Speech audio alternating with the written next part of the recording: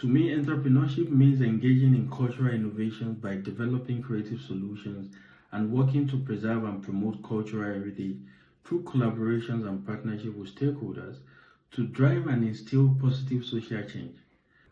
Cultural entrepreneurship for me is about identifying cultural challenges and creating business models that commercialize solutions while driving both economic and social impact. To me, cultural entrepreneurship is about creating, developing, and sustaining initiatives that harness cultural assets to generate economic, social, and cultural value. Cultural entrepreneurship means gathering all creative minds in one platform and ensure a cultural sustainability with a decent income generating.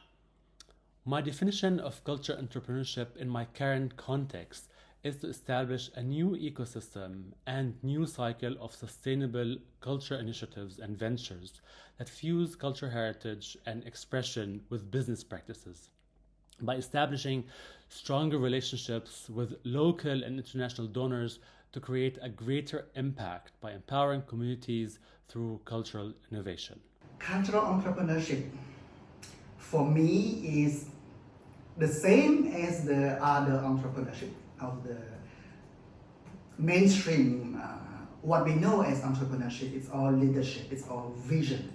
But to me, cultural entrepreneurship has some special elements into it, which is the context of the society understanding and the value what they understand and give the meaning to the art and culture. Cultural entrepreneurship to me is using entrepreneurial skills and practices to make it possible, viable, and feasible for cultural activities and artistic projects to be produced, and also to become accessible to the artists and the audiences.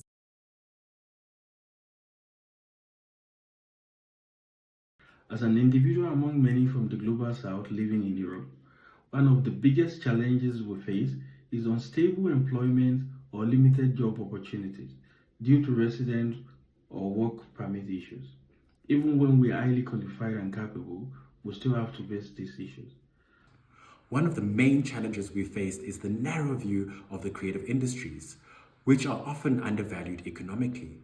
Additionally, many cultural entrepreneurs, like myself, come from non-business background, so we often have to quickly learn essential business skills, which can be exhausting.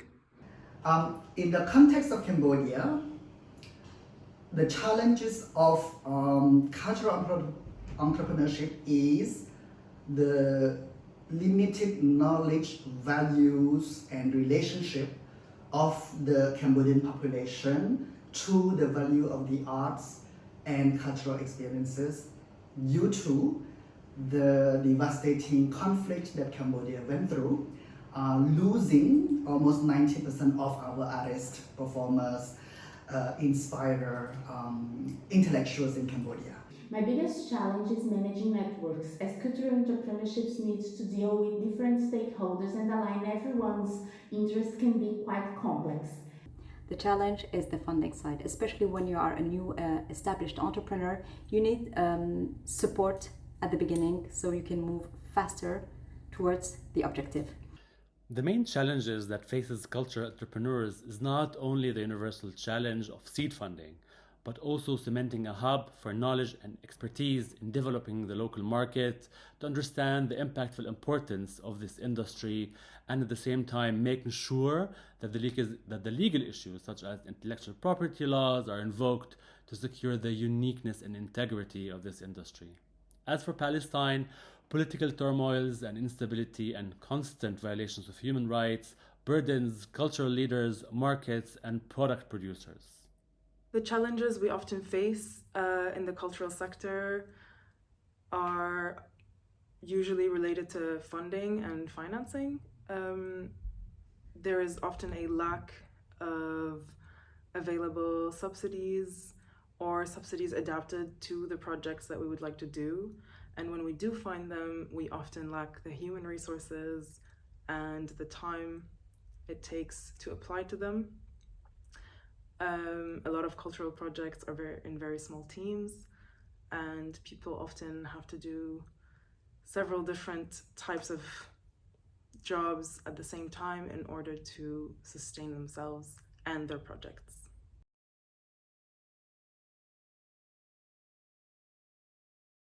I believe the skill for the future are continuous learning, adapting to new technology like AI, and embracing our indigenous knowledge. For the future, digital skills are critical, especially as technology continues to evolve and impact how we create, share, commercialize cultural products.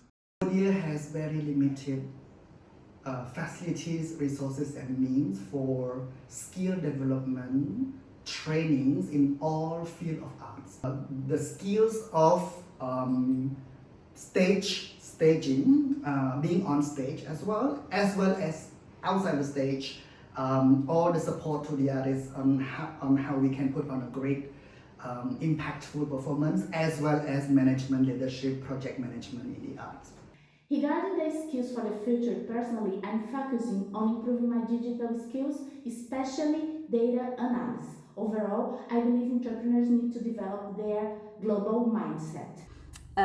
Needed skills, I would encourage or say that any expertise related to technology is important. It will help to expand the reach to more creative minds. As for the future, I think we need to develop many skills and affinities towards new digital qualifications and tools. I also think it's essential to bring traditional artisans and folkloric practices together with contemporary designers and be able to create think tanks with heterogeneous work groups to intensify experience and perspective exchange, but also to think strategically towards a more impactful culture entrepreneurial mindset. The skills that I think should be worked on in the future are everything that is related to administrative and financial organization. Oftentimes these skills are taught in the context of commercial entrepreneurship. So the people who end up having those skills don't have the skills to adapt to the specificities of the cultural sector. And it's difficult to find people who are already in the cultural sector and also have those skills. People in the cultural sector are often more focused on creation and production.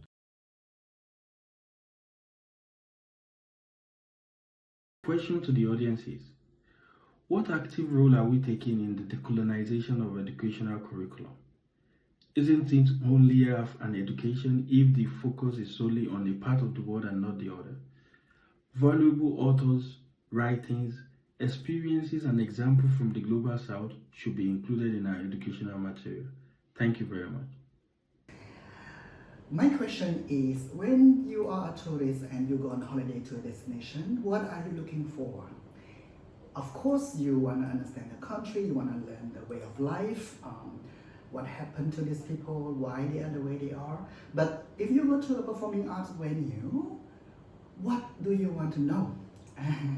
What can you learn about the destination and the people that you're interacting with? One question that has been in my mind is about what innovative approach and methodologies we can adopt to better measure the intangible benefits of cultural entrepreneurship and effectively communicate to stakeholders and investors. And I'd love to hear your thoughts on it. Thank you. The question, is there a possibility for new entrepreneur to receive a systematic income to be able to start with the work process?